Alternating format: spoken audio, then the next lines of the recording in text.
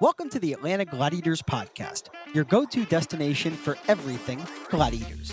Twice a month, live from the Business RadioX studios at the Gas South Convention Center, play-by-play broadcaster Liam Gotimer will interview a Gladiator about his journey to professional hockey.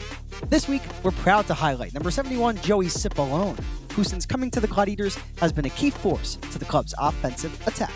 So sit back, relax, and enjoy episode 60 of the Atlanta Gladiators Podcast.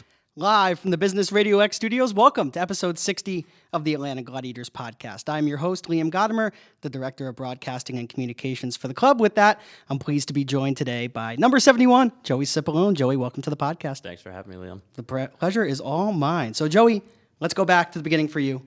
Growing up in Purchase, New York, how did you first get involved with the game? First got involved through some family, actually. My cousin, which is funny enough, he's also named Joey Cipollone. Okay. He started playing at a local rink, and I would go watch and then fell in love with the game and started following his footsteps. And pretty crazy enough, too, that he also played Division I hockey and also played in the coast for a little bit. So always funny crossing paths. We have similar friends, and we're both named Joey, so that always created a little fun little laugh. I was about to say, that's pretty funny. You're the second Joey Cipollone Yeah. in the ECHL. Gotta love that. Exactly. So did you start out as a forward, Joey, or were you a defenseman, goaltender? What position were you? Started out as defenseman, actually, and that didn't last very long, probably a year or two. Okay. And then when I first switched to a new team, we're short forwards, and that's how I got into playing forward. Gotcha. And you just never looked back from there? Yep. Okay, gotcha. So you grew up in New York. We talked about this briefly before the podcast started, but you were a Rangers fan. What was that like growing up and just, rooting for the Rangers in Manhattan? So. Being a Rangers fan was awesome. Had some really good teams growing up. Made a couple Stanley Cup finals. Always were in a playoff race and always had some blue-collar 200-foot players, which is what I always loved watching about my New York Rangers. And so, yeah, it was always fun growing up, watching the Rangers games, going to games. I was fortunate enough to go to Game 4 of the Stanley Cup Finals when they played L.A., and that was one of the coolest experiences I've ever had. So being a kid growing up and having those guys to look up to was definitely awesome. That was the one game that they had won in that Cup Final, Yes, right? it was. That was a fun one. Not a fun end to that Stanley Cup Final, but is what it is. Was there one player on that team or on those Rangers teams that you looked up to, as you were getting into your hockey career? Always a huge fan of Ryan Callahan. Okay. I was always undersized a little bit growing up, and he was always a great 200-foot player, played with a lot of pride. Yeah. So just little things like that was always something that I really enjoyed watching about him, and he was a great Ranger, and the city embraced him really well. It's funny, I'm thinking back to my childhood, and of course I'm not a hockey player, but I always loved the game, and, I wanted to be a broadcaster, and my dad would always tell me, in life, be like Callie. Always work as hard as you can and, just have that leadership mentality. So it's very interesting that he was the player that you looked up to, and you do remind me of him in a lot of ways on the ice. So I love to hear that. And we'll talk about the Rangers as we get into your time with the Bridgeport Islanders, because that's definitely going to be an interesting connection. But before that, let's start talking about your time in the USHL with the Tri-City Storm. How did that go for you? How did you first get involved, and how did you think it helped your development? So first got involved, was committed to the University of Vermont, and the main recruiter there for me was Kyle Wallach, and he had a connection with the Tri-City Storm. So throughout my time at Loomis Chaffee, that was always the possibility of me to go out there and play before I started my collegiate career.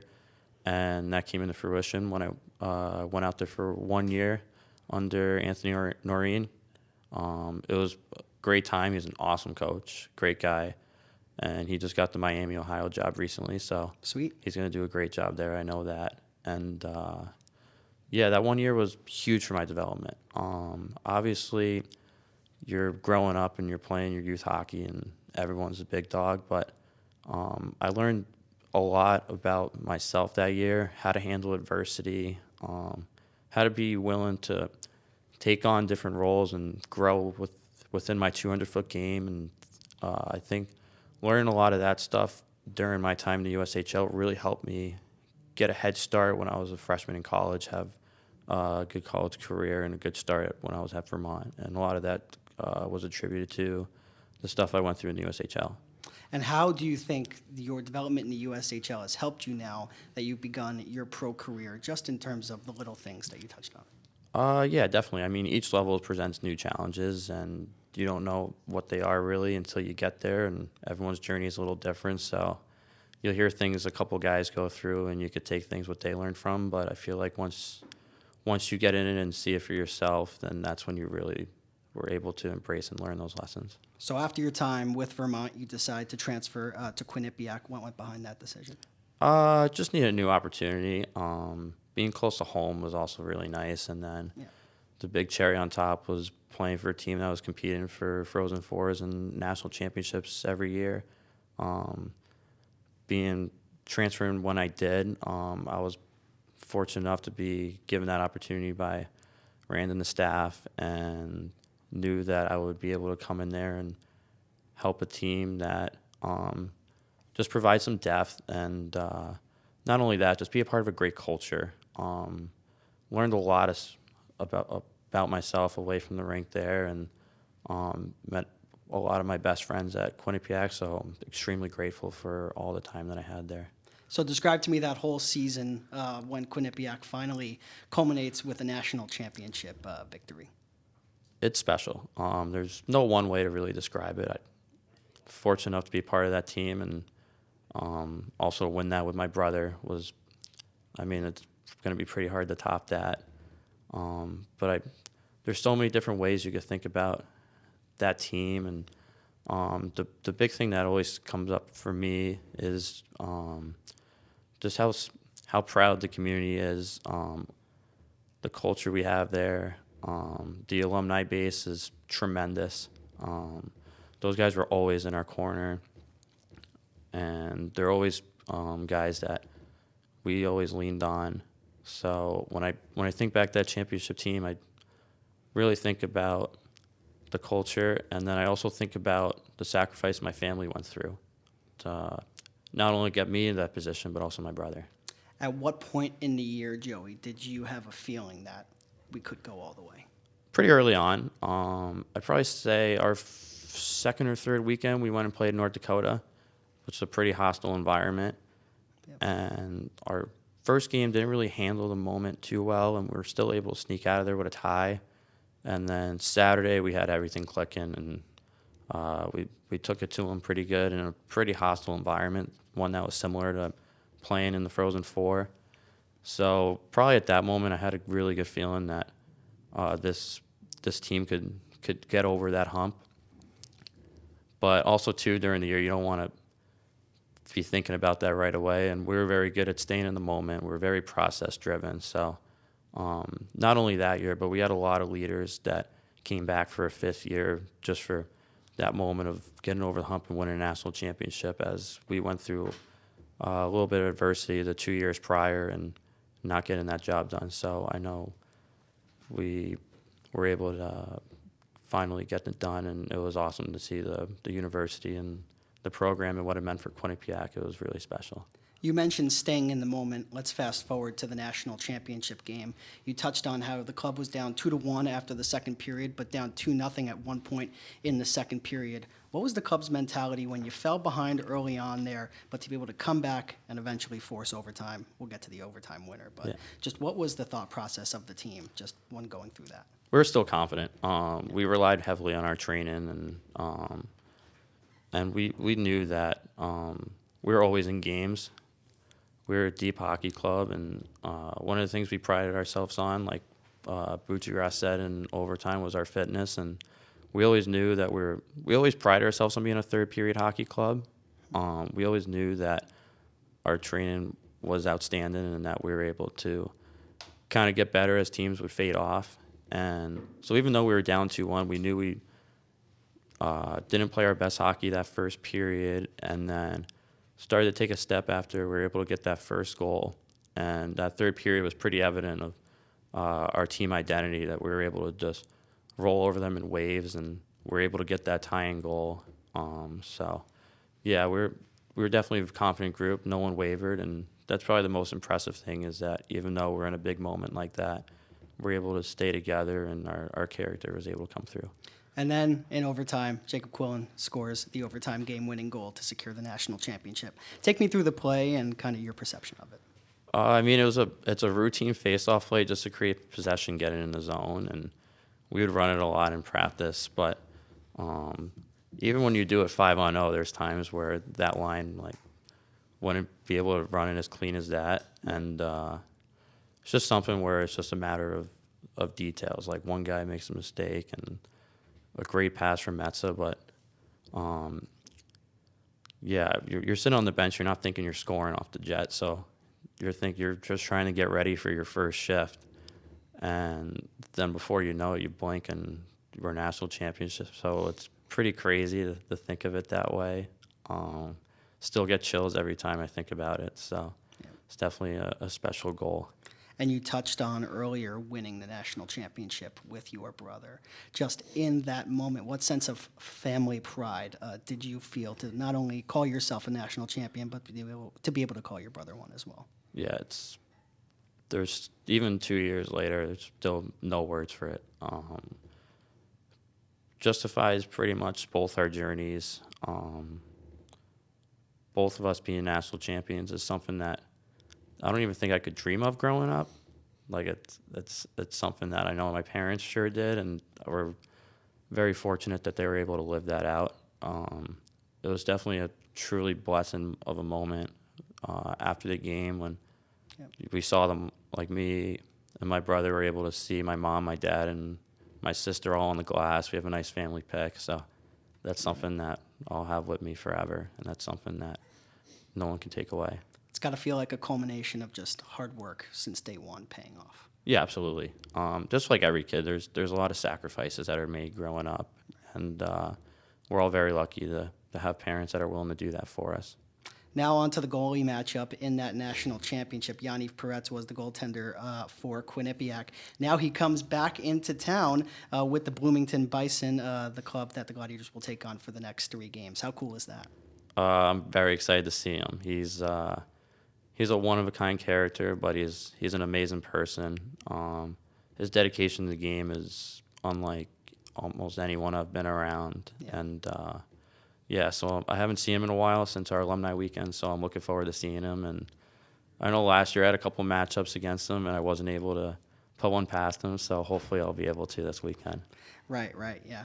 Must have been kind of sweet for sure. So moving on now to the opposing goaltender in that national championship. It was Justin Close, who is now one of the 2 starters for the Jacksonville Icemen. Your breakaway goal this year came at Gas South Arena against Justin Close. Walk me through the play, and how did you feel knowing that you were able to beat him in that moment? I was able to just break away from the D, and Sly and Niels were able to make good plays on the wall. And I don't get many breakaways, but I had a breakaway, and I was like, wow, all right. Like, what's going through my mind? And just kind of made a move that was just natural in the moment. Yeah. And got a fortunate bounce, but you need that sometimes, and I was definitely happy that it went in. It was a big goal for us in that game. Yeah, it certainly was. So following college, you signed an American Hockey League contract with the Bridgeport Islanders. My first question is, growing up as a Rangers fan, knowing that contract is coming your way, was there any thought in your mind, man, I'm signing with the Islanders franchise here, or was it, no, I'm just looking straight ahead, going for my journey? It's always looking straight ahead. But yeah, obviously you joke, and it's like you grew up a Rangers fan, and now you're part of the Islanders organization. But any kid will tell you just to get an opportunity like that, it doesn't matter who it's with, you're going to take it. And I was very fortunate to Lamarillos that they were able to give me that opportunity last year, and I was able to go to camp and watch some of the best guys do it, and was able to take a lot there that's helped me out there in my pro career. What would you say are the main things that you learned from being a part of that camp? Just the way those guys take care of their bodies and how they treat people. The A-class organization, the staff there did a tremendous job of just teaching us little things that help over the course of a 70, 80 game season, which is a little different than your typical 30 or 40 in college. Right. And then all those pros, all the NHL guys treated all the young guys like me so well. And doesn't matter what status you are, how you treat people is incredibly important. And it was awesome to see those guys, even though they're at the highest level and making a lot of money, still treat us with the same respect. It's not always about the on-ice play sometimes, right? Yeah, no. There's a lot more that goes into it. Yeah, 100%. So You sign or you skate in your first pro season with Worcester last year. What was that year like, and how would you assess your first pro season? It was great. I learned a lot, and I was fortunate enough there to have a lot of really good friends that I still keep in touch with, and it was a great learning experience for me, going through the ups and downs and playing an 80 games or 72 game season. Yeah, I would say it definitely helped me a lot more this year going through those adverse times where last year I would say, trying to think of the right way to put it, but not that I didn't handle it well, but I just didn't think I did a good job of just continuing to play my game. And I think now this year I've been put in an opportunity where I'm able to really show what I can do and really show like how I can contribute to team winning. So let's transition now from last season to this year. Nezzy gets in contact with you. How did that process all go down, and how do you think your play has elevated since coming to the Glads? So got in touch with Nezzy through my agent, and right at the start of the year, so I came down when the Glads got the sweep against Indy. Yeah. And I'm very fortunate that Nezzy's and Ginner have been in my corner and supported me this year. They've given me a great opportunity, and the style of game that they want to bring here to the Glads suits exactly the way I play. So definitely doing a good job of just playing 200-foot hockey and just playing a reliable game that they want me to. And like we were just touching on, I'm really fortunate that they able to give me more of an opportunity to showcase myself, not only from a defensive standpoint, but contribute on the offensive side as well. And in that opportunity, you join the Gladiators in Estero, Florida, when the club takes on the back-to-back-to-back defending Kelly Cup champion Florida Everblades. Joey, it took you 6 minutes into your first game as a Gladiators to score your first goal, rifling a wrist shot over the glove of Cam Johnson. Walk me through that moment. It's great to get the first one out of the way, no matter where you are. But yeah, Murray was able to make a good wall play, and I was able to step into a puck. A little bit of a fortunate balance, but it definitely helped that I had a little strong forecheck going in neutral zone, and was able to just rip a good shot on the breakaway. So yeah, it's always nice when you're able to get that first one out of the way and kind of settled in. And there was a long time there where you were leading the Gladiators in goal scoring. How difficult is that to go from a team that obviously you've never played with, these guys that you have not been able to gain chemistry with, to be able to come in and just right away, I believe you had 8 goals in your first 13, 14 games. So just what led to that quick start, would you say?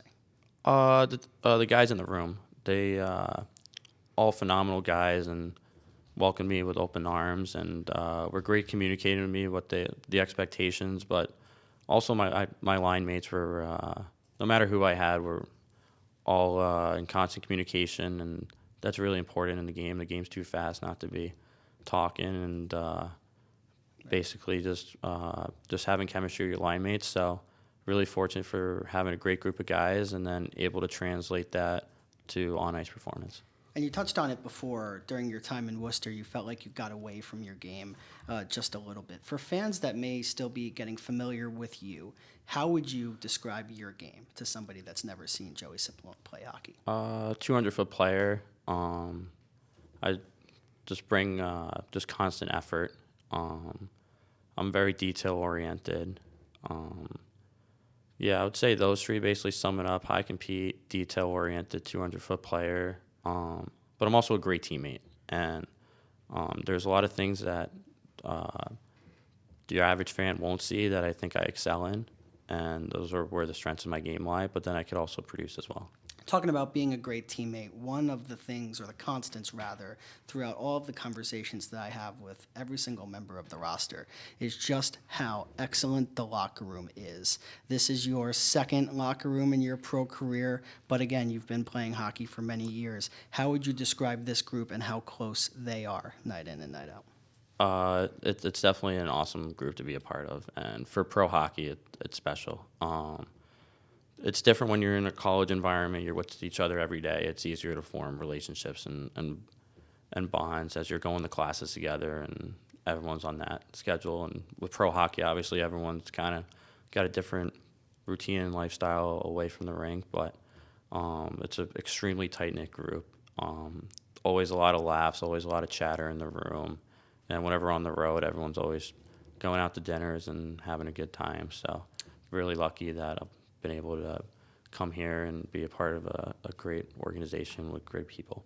Yeah, absolutely, for sure. So let's talk about the line mates that you've had so far this season. For a long time, you were skating alongside the captain, Eric Neely, and the alternate captain, Cody Sylvester. What was it like playing alongside two veterans that have just had such illustrious pro careers? Yeah, like you said, they've had extended and awesome pro careers, and that's something that I've been really lucky to be a part of. And those guys are not only great players, but they're awesome guys in the room, and they've been great to me. Been able to learn a lot from them, and just being able to watch them, and you're able to see why they've had the success they've had and their longevity.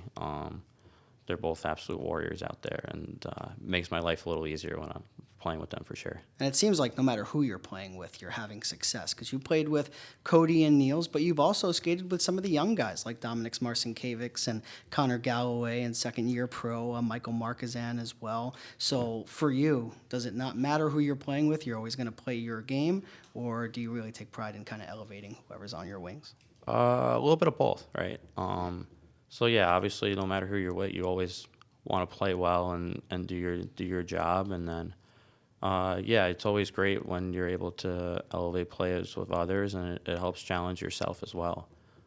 So yeah, I've learned a lot of that through past experiences of how to handle adversity.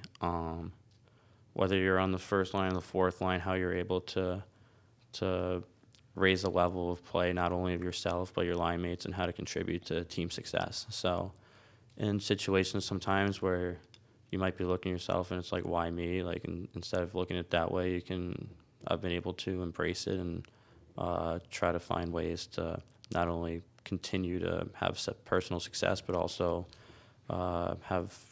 bring success to other guys' games as well. You touched on individual adversity, but how about team adversity? The club was riding a 3-game losing streak prior to the game against South Carolina. You guys fall behind on 2 different occasions, still come back to win that game in a shootout, and we know how skilled the Stingrays are. Just how much of a gut check victory do you think going into this 3-game weekend with the Bloomington Bison that was against South Carolina? Yeah, that win was huge, especially now that we're going 6 games now out of conference. It was huge to get 2 points like that, and like you said, it's definitely a gut check game, especially after the way the past week or 2 has gone. Yeah. And we're able to stick with it, right? Like you said, we're down a goal on multiple occasions, and we just continue to grind and stick with it, and that's a recipe for us. No matter what's going on in the game, we got to do it the right way. We can't cheat it. We got to be on the right side of pucks and do all those little things right, because if we can continue to out-detail teams, then we'll start seeing the results we want here. You touched on that the next 6 games are all out of division. 3 with the Bloomington Bison, then 3 in Worcester against your former team in the Railers. You excited to go back and face them again? Yeah, absolutely. Especially only being 2.5 hours away from home. I'll have family there and friends, so trying to get that all sorted out this week, so then when I get there, it's just business as usual. Dusting off your parka? Maybe. Maybe even had it ready to go with the way this winter's been here in Atlanta. I know. It's been pretty wild. Yeah, so I've been putting it to a little bit of use, but finally it's getting back to being nice out 60 today. So yeah, there you go. That's great. The walk over here was absolutely wonderful. Not that it always isn't wonderful. It is. Gas South District is absolutely beautiful, but the weather was able to go along with it. Joey, I have a few more questions for you, but they're all fun fan questions. Okay. So these are not about hockey, really. The first one, your roommate's with Michael Markazan. Yeah. I want to know his flaws as a roommate. No flaws. No flaws. I'm gonna say Flawless. no flaws. He's a great roommate. Okay. We're both very routine based, and ours are both different. But no, he's been an awesome guy, and he helped me a lot, especially when I made the transition here. That's something I'm very thankful for. And yeah, no bad things to say about Marcy, but he's definitely a heartbeat in the locker room, and guys love always talking with him, and he's always in the middle of something. How's his driving? You ever driven with Marshy? Yeah, I've heard that he's not a great driver. I'm on his side. I think he's all right. I'm also a New York driver, so Oh, so you know. yeah, so I understand. Okay. And I think he drives like me, so I am a great driver. Love it. But yeah, I mean, being aggressive sometimes I think that's why people would say he's a bad driver. But Okay. there's times where you need to be aggressive on the road. So Us New Yorkers, we Yeah, just exactly. get it. Right, Dan? Dan gets I'll, it too, who helps produce I'm on his side there. our episodes, also a New Yorker. So, Joey, we did a social media segment earlier in the season that asked the whole team which teammate would bring you soup if you were sick. And like 90% of the team said Sippy. So, our fan is asking what kind of soup would you bring to the boys if they were sick? Oh, it's a good question. I don't know. Chicken noodle, tomato? Yeah, probably something basic because you don't really know what they want, and sometimes you're like, if you want to go with something special and they don't like it, so if you do like a chicken noodle soup, like that's pretty basic, and everyone pretty much likes that, so you can't go wrong. Yeah, I can't go wrong with a chicken noodle. Cool. So, what is another sport that you'd like to master outside of hockey? Golf, absolutely. Really? Yeah. No hesitation. Nope. It's something I wish I picked up when I was younger, and I would say a lot of hockey guys would agree with that. Started playing when I was in prep school just because we had a lot of guys playing, and I wanted to be part of the group. So they were able to sneak me on the team, and I was able to learn golf that way, and it's been a big part of the off seasons now. So my game's not great. It's average, but I always love going out there with the guys and having a great time. That's what's most important. There you go. I love it. So, which teammate do you most want to be stuck on a desert island with, and why? And I'm going to say no Michael Marchesant. You can't choose your roommate outside No of Marshy. Marchesant. Yeah.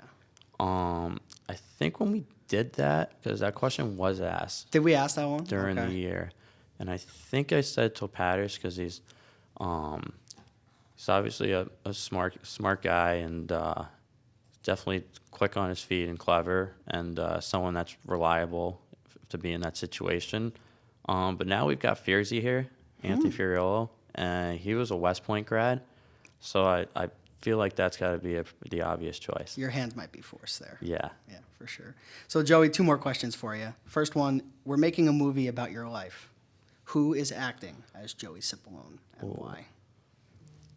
Probably Mark Wahlberg, actually. Just same kind of style. I don't know. Pretty simple-minded, and I know his daily routine is insane, and mine's not to that capacity, but I think he would be able to do a good job with it. And then, I don't know, might always have a pretty basic hairstyle, and I think he's the same way, so I think it'd be a good fit. Joey, Mark Wahlberg, Cipollone, everybody. So, final question for you. You're stuck on a desert island, and you get 3 wishes. You cannot wish to get off of the island. What are your 3 wishes? You got to stay. Oh, my gosh.